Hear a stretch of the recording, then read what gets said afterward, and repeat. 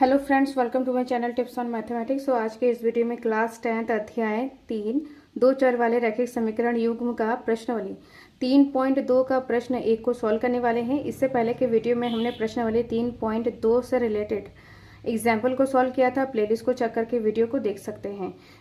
सो हमारा पहला प्रश्न है, निम्न रैखिक समीकरण युग्म को प्रतिस्थापन विधि से सॉल्व कीजिए।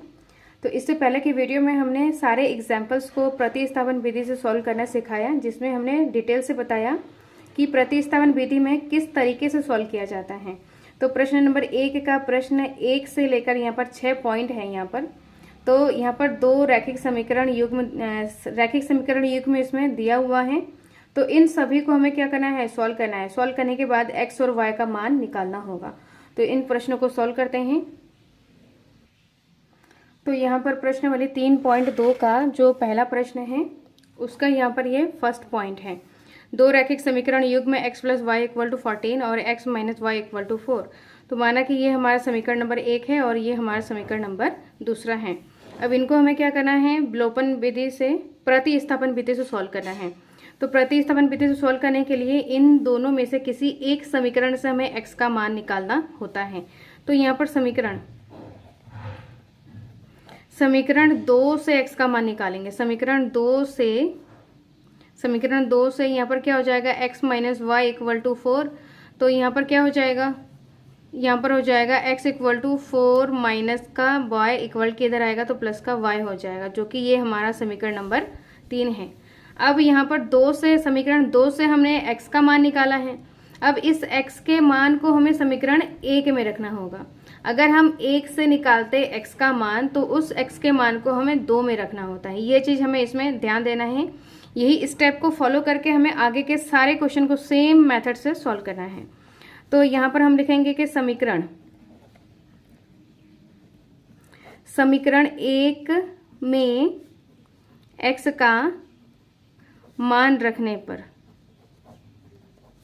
समीकरण 1 में x का मान रखने पर, तो यहाँ पर समीकरण 1 क्या है, x plus y equal to 14। तो x के प्लेस में हमें ये रखना है, जैसे 4 प्लस का y x के प्लेस में रखना है, प्लस का फिर यहाँ पर y आ जाएगा। x के प्लेस में हमने ये रखा है, प्लस का y है।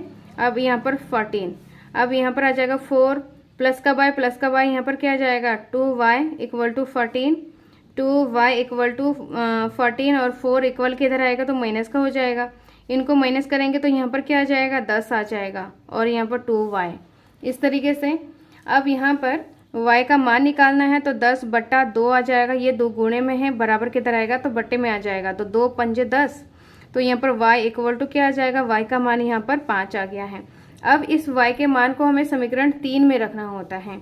तो यहाँ पर हम समीकरण 3 में y का मान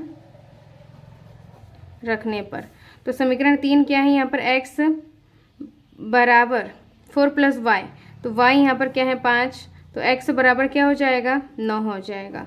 तो यहाँ पर 9 और 5, तो x बराबर 9 है और y बराबर यहाँ पर 5 है। तो इस तरीके से x और y का मान निकाल लिया है। तो ये इसका फाइनल आंसर है। अब इसका नेक्स्ट पॉइंट है जिसमें रैखिक समीकरण युग्म दिया हुआ है। समीकरण सेकंड पॉइंट में यहाँ पर दो रैखिक समीकरण युग्म दिया हुआ है। माना कि ये समीकरण नंबर 1 है और ये समीकरण नंबर दूसरा है। तो इसको थोड़ा सॉल्व करके हमें इस फॉर्म में लाना होगा, क्योंकि ये अपॉन में है, p यहाँ पर हर और अंश के रूप में है। तो इसको हमें थोड़ा सॉल्व करना है। तो यहाँ पर एलसीएम में क्या आ जाएगा, 3 दूनी 6 आ जाएगा और 2h के साथ गुणा हो जाएगा तो 2h हो जाएगा, 3t के साथ गुणा हो जाएगा तो 3t आ जाएगा इक्वल टू 6। तो यहाँ पर 2h प्लस का 3t इक्वल टू क्या हो जाएगा, 6 गुणा 6, ये 6 बराबर किधर जाएगा तो 6 के साथ गुणे में हो जाएगा। तो 2h प्लस का 3t इक्वल टू 6 छंग 36 आ जाएगा, जो कि ये हमारा समीकरण नंबर दूसरा है। तो ये समीकरण नंबर 1 है और समीकरण नंबर दूसरा ये है। अब यहाँ पर समीकरण 1 और 2 को हमें क्या करना है, प्रतिस्थापन विधि से सॉल्व करना है। तो यहाँ पर लिखेंगे कि समीकरण 1 से हमें h या तो t का मान निकालना होगा। तो h माइनस का t इक्वल टू 3, तो h इक्वल टू क्या हो जाएगा 3 और ये t इक्वल के इधर आएगा तो प्लस में हो जाएगा। तो ये है समीकरण नंबर तीसरा। अब यहाँ पर एच का मान समीकरण 2 में रखने पर, तो समीकरण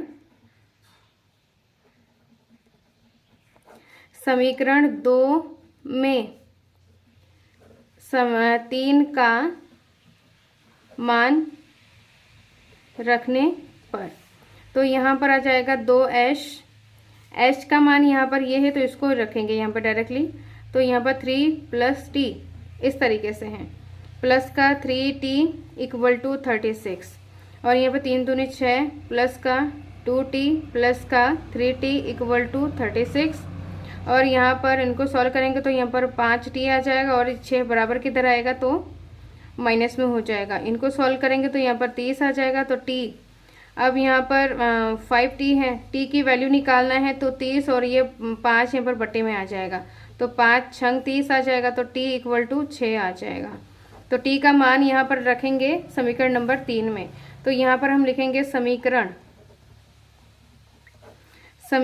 3 में t का मान रखने पर, तो समीकरण 3 क्या है, h = 3 + t है, t यहाँ पर 6 है, तो h = यहाँ पर क्या आ जाएगा 9, और यहाँ पर t = क्या आया 6 आया, तो ये क्या है इसका फाइनल आंसर है। ये क्या है इसका फाइनल आंसर है। अब इसके थर्ड पॉइंट को करते हैं। अब इसमें 2 रैखिक समीकरण युग्म दिया हुआ है, तो इसको अगर हम ध्यान से देखें, ये माना कि ये हमारा समीकरण नंबर 1 है और ये समीकरण नंबर 2 है, तो समीकरण 1 और 2 को अगर हम ध्यान से देखें, समीकरण 2 यहाँ पर क्या है 3 गुना है समीकरण 1 का, अगर यहाँ से हम 3 कॉमन ले लेंगे तो यहाँ पर 3 तिया बचेगा, माइनस का 3 यहाँ से कॉमन ले लिया तो यहाँ पर y बचा ओनली। अब यहाँ पर 9 से अगर 3 को कॉमन लेंगे 3 गुणा 3 इस तरीके से लिखा जा सकता है, तो 3 से 3 यहाँ पर कट जाएगा, तो यहाँ पर बचेगा क्या 3x - का y = 3, 3x - का y = 3, और यहाँ पर 3x - का y = 3, तो दोनों समीकरण 1 और 2 हमारा क्या है एक ही समीकरण है। तो इसको हम इस तरीके से लिखेंगे, जब एक ही समीकरण होता है तो इन दोनों रैखिक समीकरण युग्म का अपरिमित रूप से अनेक हल होता है। तो यहाँ पर लिखेंगे हम कि समीकरण 1 तथा 2 एक ही प्रकार के रैखिक समीकरण युग्म हैं।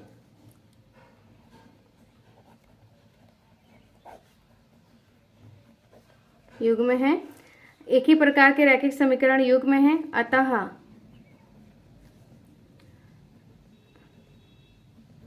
रैखिक समीकरण का अपरिमित रूप से अनेक हल हैं।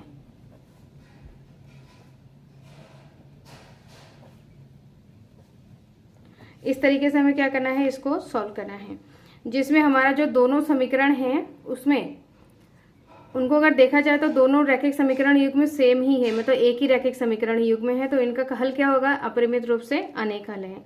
अगर इसको आप a1/a2 b1/b2 c1/c2 करके अगर देखें तो इसमें भी हमारा अगर वैसे अगर चेक करना चाहे तो वैसे भी चेक करके देख सकते हैं, तो इसमें क्या हो जाएगा अपरिमित रूप से अनेक हल इसका आंसर हो जाएगा। अब यहाँ पर 4 पॉइंट का जो रैखिक समीकरण युग्म है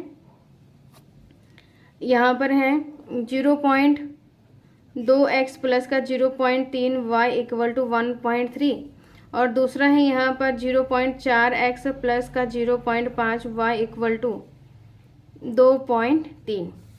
अब यहाँ पर हम क्या करेंगे, यहाँ पर पॉइंट हटाएंगे तो यहाँ पर 1 0 बढ़ जाएगा 10 हो जाएगा, इसमें भी पॉइंट हटाएंगे तो यहाँ पर 10 आ जाएगा, सेम इसमें भी हटाएंगे तो यहाँ पर 10 आ जाएगा। तो यहाँ से अगर हम 10 कॉमन लेंगे 1/10 कॉमन ले लेंगे तो यहाँ पर बचेगा क्या 2x प्लस का 3y, ये पॉइंट हट गया तो 2x ही बचा है 3y ही बचा है। अब यहाँ पर एक पॉइंट नहीं आएगा, यहाँ पर 13/10 है, तो दोनों तरफ अपॉन में 10 है तो ये कैंसिल हो जाएगा, तो यहाँ पर बचेगा 2x प्लस का 3y = 13, तो ये है हमारा समीकरण number 1। Same as it is इसको भी करना है। तो पॉइंट हटाएंगे तो यहाँ पर 10 जीरो बढ़ जाएगा, मतलब एक पॉइंट के बाद दाएं साइड में एक संख्या है तो एक जीरो बढ़ेगा। सेम यहाँ पर एक हटाएगा, एक पॉइंट हटेगा, यहाँ से पॉइंट हटेगा तो यहाँ पर 10 बढ़ेगा, और नीचे यहाँ पर पॉइंट हटेगा तो यहाँ पर 10 आ जाएगा। सेम यहाँ पर 1/10 मतलब कॉमन ले लेंगे तो यहाँ पर बचेगा 4x प्लस का 5y, यहाँ पर बचेगा 2 पॉइंट नहीं आएगा, यहाँ पर 32 आ जाएगा, यहाँ पर आ जाएगा 23 आ जाएगा, और यहाँ पर आ जाएगा 10। तो 10 से 10 कैंसिल हो जाएगा, तो यहाँ पर बचेगा 4x प्लस का 5y इक्वल टू 23। तो ये है हमारा समीकरण नंबर दूसरा। अब हमें समीकरण 1 और 2 को हमें सॉल्व करना है। तो समीकरण 1 से हमें x का मान निकालेंगे, तो यहाँ पर 2x प्लस का 3y बराबर 13 है। तो 2x इक्वल टू क्या आ जाएगा 13, और 3y बराबर किधर आएगा तो माइनस का हो जाएगा। अब x इक्वल टू क्या आ जाएगा 13 माइनस 3y अपॉन 2 आ जाएगा। ये है समीकरण नंबर तीसरा। अब समीकरण नंबर तीसरे में से x का मान हम समीकरण 2 में रखेंगे। तो यहाँ पर लिखेंगे कि समीकरण 3 तथा 2 से, इस तरीके से। तो यहाँ पर 4x हैं, तो इस x के जगह पे हमें इस पूरे वैल्यूज़ को रखना है। तो यहाँ पर आ जाएगा 13 माइनस का 3y बट्टा 2, और यहाँ पर फिर क्या आ जाएगा प्लस का 5y बराबर 23। 2 एकम 2, 2 दूनी 4, यहाँ पर आ जाएगा 2। तो अब 2 से अंदर गुणा करना है, तो 13 दूनी 26, 13 दूनी यहाँ पर 26 आ जाएगा, माइनस का 3 दूनी 6y प्लस का 5y इक्वल टू 23। अब इनको माइनस करेंगे तो यहाँ पे माइनस का y आ जाएगा, 1y आ जाएगा, 6 में से 5 गया 1, और यहाँ पर 23, और यहाँ पर 26 बराबर किधर आएगा तो माइनस में हो जाएगा। इनको माइनस करेंगे तो यहाँ पर क्या आ जाएगा 3 आ जाएगा, माइनस का जो कि बड़ी संख्या के सामने माइनस है, और यहाँ पर माइनस का y है, माइनस से माइनस कट जाएगा तो y इक्वल टू 3 आ जाएगा। तो यहाँ पर क्या है y का मान हमारा क्या है 3 है। अब इस y के मान को समीकरण नंबर 3 में रखने पर, अब यहाँ पर समीकरण 3 में y का मान रखने पर, तो समीकरण 3 यहाँ पर क्या x इक्वल टू 13 माइनस का 3, और y यहाँ पर 3 है बट्टा यहाँ पर 2 है। तो x इक्वल टू यहाँ पर 13, 3 तिया 9 बट्टा 2। अब इसको माइनस करेंगे, तो यहाँ पर 13 में से 9 को माइनस करेंगे तो यहाँ पर आ जाएगा 4 आ जाएगा। तो 4 बटा 2 यहाँ पर सॉल्व करेंगे इसको, तो x इक्वल टू 2 आ जाएगा। तो यहाँ पर x इक्वल टू 2 और y इक्वल टू 3 है। तो इस तरीके से इसको सॉल्व करना है। इसका आंसर यहाँ पर x इक्वल टू 3 और y इक्वल टू 2 आ गया है। अब नेक्स्ट है प्रश्न नंबर 5, इसको सॉल्व करते हैं।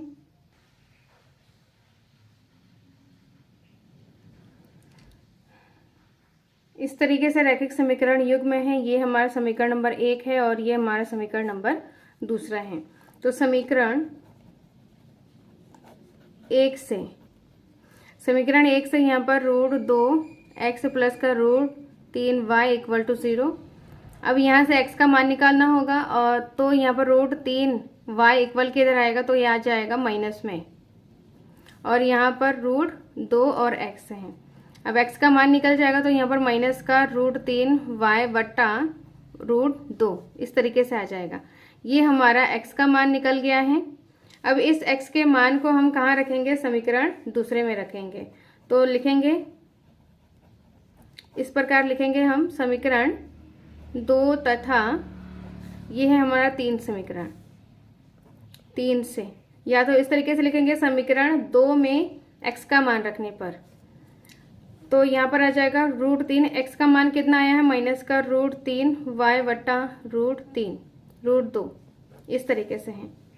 इस वैल्यू को यहाँ पर हमने रखा है x के जगह पे। फिर यहाँ पर माइनस का √8y इक्वल टू 0। अब यहाँ पर गुणा करेंगे तो √3 गुणा √3 3 आ जाएगा, और यहाँ पर माइनस का y इस तरीके से बट्टा √2, और यहाँ पर माइनस का √8y इक्वल टू 0। यहाँ पर अगर हम एलसीएम ले लें तो √2 एलसीएम हो जाएगा माइनस का 3y, √2 √8 के साथ गुणा हो जाएगा, तो यहाँ पर क्या आ जाएगा, यहाँ पर आ जाएगा √2 गुणा √8y इक्वल टू 0। तो यहाँ पर आ जाएगा 3y इक्वल माइनस का,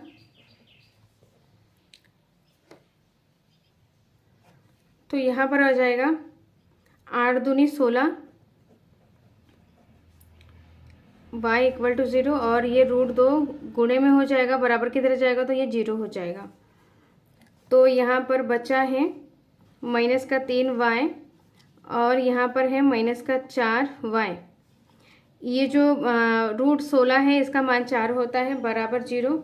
इनको जब हम सॉल्व करेंगे तो यहाँ पर आ जाएगा माइनस का 7y इक्वल टू 0। तो y इक्वल टू क्या हो जाएगा, माइनस का 7 अपॉन में आ जाएगा तो यहाँ पर 0 हो जाएगा, माइनस का 7 अपॉन में आ जाएगा इस तरीके से, तो ये पूरा 0 हो जाएगा। तो y का मान यहाँ पर क्या आया, 0 आया है। अब इस y के मान को हमें कहाँ रखना है, y के मान को समीकरण 3 में रखना है। अब यहाँ पर समीकरण 3 में y का मान रखेंगे तो समीकरण 3 यहाँ पर क्या है, x बराबर माइनस का √3 बटा √2 और यहाँ पर y है, तो y का मान यहाँ पर 0 है। तो 0 से किसी भी चीज़ को जो गुणा या तो भाग करेंगे तो पूरा 0 आ जाएगा। तो यहाँ पर x बराबर 0 और y बराबर 0 आ रहा है, तो ये क्या है, इसका फाइनल आंसर है। अब नेक्स्ट है प्रश्न नंबर 6, उसको सॉल्व करते हैं। इस तरीके से रैखिक समीकरण युग्म दिया हुआ है, तो इसको भी हमें क्या करना है, एलसीएम लेके सबसे पहले इसको सॉल्व करना है। यहाँ पर जो रैखिक समीकरण युग्म है ये अपॉन में नहीं होना चाहिए, तो 3 दूनी 6 आ जाएगा इसका एलसीएम, 3 तिया 9x हो जाएगा, ये इससे मल्टीप्लाई हो जाएगा, ये इससे मल्टीप्लाई हो जाएगा, और 5 दूनी 10y आ जाएगा, और बीच में यहाँ पर माइनस है, इक्वल टू माइनस का 2। तो यहाँ पर 9x माइनस का 10y इक्वल टू 6 दूनी 12 आ जाएगा माइनस में। तो ये है समीकरण नंबर 1। अब समीकरण 2 में 3 दूनी 6 इस तरीके से आ जाएगा, तो 2x प्लस का 3y इक्वल टू यहाँ पर 13/6 आ जाएगा।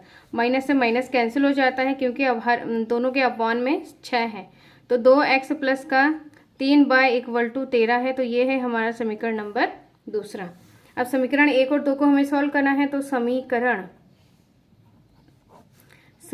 1 से, तो समीकरण 1 से यहाँ पर x का मान हम निकाल सकते हैं। तो यहाँ पर आ जाएगा 9x माइनस का 10y बराबर माइनस का 12 इस तरीके से। तो यहाँ पर 9x बराबर क्या हो जाएगा, माइनस का 12, और ये 10x इक्वल टू इधर आएगा तो 10y इस तरीके से आ जाएगा। तो x बराबर क्या हो जाएगा, माइनस का 12 प्लस का 10y अपॉन 9 आ जाएगा। तो ये है समीकरण नंबर 3। अब समीकरण 3 का मान हमें समीकरण 2 में रखना है क्योंकि 1 से हमने x का मान निकाला है। तो समीकरण 2 तथा 3 से, समीकरण 3 तथा 2 से, अब यहाँ पर 2x, इस x के जगह पे ये पूरा मान यहाँ पर रखना है। तो यहाँ पर माइनस का 12 प्लस का 10y बट्टा यहाँ पर 9 है इस तरीके से। अब आगे है यहाँ पर प्लस का 3y इक्वल टू 13। अब यहाँ पर इसको क्या करना है, सॉल्व करना है। तो यहाँ पर सबसे पहले 2 को अंदर इससे और इससे गुणा कर देंगे, तो 12 दूनी 24 आ जाएगा माइनस का, और यहाँ पर प्लस का 20y आ जाएगा। और यहाँ पर क्या है, अपॉन में 9 है, तो पूरे के अपॉन में यहाँ पर एलसीएम 9 ले लेते हैं। तो ये 9 इससे गुणा हो जाएगा, तो यहाँ पर क्या आ जाएगा, प्लस का 3 9 27y आ जाएगा, और यहाँ पर आ जाएगा बराबर 13। अब यहाँ पर आ जाएगा, इसको सॉल्व करेंगे तो यहाँ पर माइनस का 24 आ जाएगा, और यहाँ पर आ जाएगा प्लस इन दोनों को हमें क्या करना है, जोड़ना है। अब क्या करना है, इन दोनों को हमें जोड़ना है। तो जोड़ने के बाद यहाँ पर आ जाएगा 7 4 47 आ जाएगा प्लस का y, और यहाँ पर आ जाएगा बट्टे जो 9 है गुणे में हो जाएगा 13 के साथ। तो 9 तिया 27 का 7 हासिल 2, और 9 एकम 9 और 11 आ जाएगा। तो यहाँ पर 117 आ जाएगा। अब यहाँ पर 47y इक्वल टू 117, और ये 24 बराबर किधर आएगा, तो प्लस का 24 आ जाएगा। अब इनको क्या करना है, जोड़ना है। तो 7 और 4 11 आ जाएगा, और यहाँ पे 2 3 और 1 4 आ जाएगा, और यहाँ पर 1 आ जाएगा, और यहाँ पर 47y। अब y इक्वल टू क्या आ जाएगा 141/47। अब यहाँ पर 47 को अगर 3 से गुणा करेंगे, 47 को 3 से गुणा करेंगे, 3 सत्ते 21 हासिल 2, 3 चौको 12 और 13 14। इसका मतलब यहाँ पर 47 के पहाड़े में 3 बार ये पूरा पूरा डिवाइड हो जाएगा। तो y का मान यहाँ पर क्या आया 3 आया। अब हमें x का मान निकालना है, तो y के मान को समीकरण 3 में रखने पर तो x का मान निकल जाएगा। अब यहाँ पर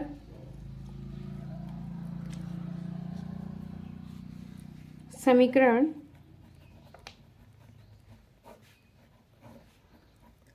3 में y का मान रखने पर, समीकरण 3 में तो यहाँ पर आ जाएगा x बराबर -12 प्लस का tan, y के स्थान पर 3 आ जाएगा अपॉन 9। तो x इक्वल टू क्या हो जाएगा -12, इनको गुणा करेंगे तो यहाँ पर 30 आ जाएगा बट्टा यहाँ पर 9। अब इनको क्या करेंगे माइनस करेंगे, प्लस माइनस माइनस, तो यहाँ पर 10 में से 8 गया, 10 में 2 गया 8, और यहाँ पर 2 में से गया 1, और यहाँ पर 9 आ जाएगा, तो 9 दूनी 18। तो x का मान यहाँ पर क्या आया 2 आया, और यहाँ पर y इक्वल टू 3 आया। तो यहाँ पर x equal to 2, y equal to 3, तो ये क्या है इसका फाइनल आंसर है। तो इस तरीके से हमें क्या करना है, इन क्वेश्चंस को सॉल्व करना है। इन क्वेश्चंस को हमें प्रतिस्थापन विधि से स्टेप बाय स्टेप इसी तरीके से सॉल्व करना है। सो नेक्स्ट वीडियो में हम प्रश्न नंबर 2 और उससे रिलेट आगे के जितने भी सारे क्वेश्चन हैं उन क्वेश्चंस को सॉल्व करेंगे।